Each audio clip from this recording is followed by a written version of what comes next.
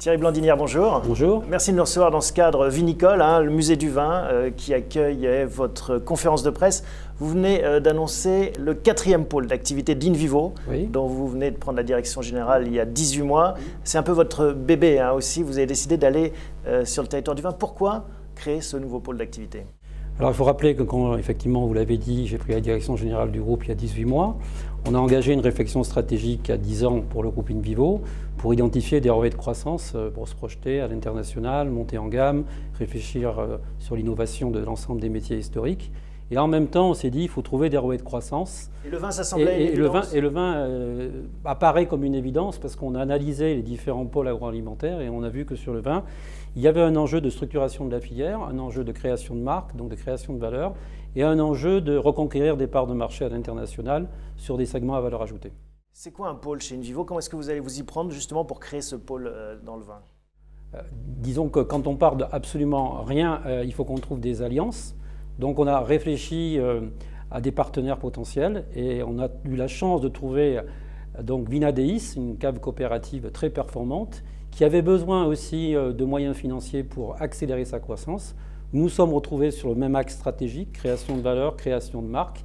Et à partir de là, le mariage s'est fait. Et avec cette alliance avec Vinadeis, on a tous les atouts aujourd'hui pour avoir un succès dans les futures années.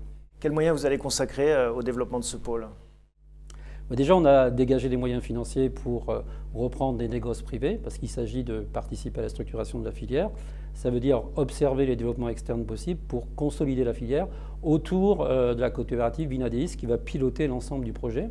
En termes de chiffres, ça fait combien d'investissements ? Donc on est sur des investissements aujourd'hui de 40 à 50 millions d'euros en fonds propres.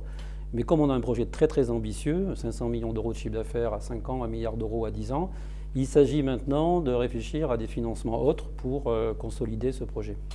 Quelle est l'ambition de ce nouveau pôle ? Quelle est l'ambition en termes de territoire, en termes de chiffres, vous avez commencé à le mentionner, peut-être de géographie à l'export ? Alors dans un premier temps, ce qu'on souhaite, c'est valoriser les productions françaises. On considère qu'il y a un vrai sujet de travail, de qualité, de produits sur le cahier des charges pour créer des vins de marque. Donc du Made in France. Donc du Made in France que l'on souhaite exporter à l'international pour répondre aux demandes des consommateurs américains, mexicains, chinois, qui ne cherchent pas forcément du vin grand cru bordelais, qui veulent des vins plus accessibles, plus compréhensibles en tout cas, plus faciles à consommer. Les ambitions en termes de chiffres, d'emploi, est-ce que vous les chiffrez aussi? Est-ce que vous les avez en tête? Nous, notre chiffre d'affaires, je l'ai dit, si on arrive à atteindre 1 milliard d'euros, ça me paraîtrait tout à fait raisonnable d'ici 10 ans. En même temps, il faut qu'on consolide dans les différents métiers pour gagner en compétitivité. On part avec 500 emplois aujourd'hui dans le nouveau groupe, donc faites le calcul mécaniquement. Penser avoir 2000 personnes dans ce groupe-là à 10 ans ne me paraît pas irréaliste. En termes de structuration, en termes de direction, comment est-ce que ça va être organisé? Alors, j'ai dit au début, il fallait un expert, et donc on a trouvé dans le directeur général de Vinadeis l'homme de la situation, qui va être le patron opérationnel de Invivo Wine, donc la nouvelle entité que nous venons de créer. Donc Bertrand Girard, qui présente toutes les qualités pour porter le projet, et surtout qui partage la même vision, la même ambition et la même stratégie qu'Invivo. On l'a rappelé, c'est le 4e pôle d'activité d'Invivo. Il y en a donc 3 autres et il y a une ambition à 10 ans, jusqu'à 2025. Est-ce que vous pouvez nous retracer les grandes lignes et nous rappeler ces 3 pôles? Donc pour rappel, on a un pôle agriculture, le pôle historique, avec l'exportation du grain partout dans le monde, 2,5 milliards d'euros. Donc là, on est sur une dimension internationale et mondiale. On est sur, on va dire, l'agrofourniture, donc une centrale d'achat pour le compte de l'ensemble des coopératives. Donc on massifie plus d'1 milliard d'euros d'achat d'intrants pour les agriculteurs, donc c'est important, on négocie avec les grandes multinationales bien connues. Et c'est un péage quelque part pour rentrer sur le marché français que l'on met en place. Il y a un métier, la nutrition santé animale, qui est très international. Nous sommes présents au Mexique, au Brésil, en Asie.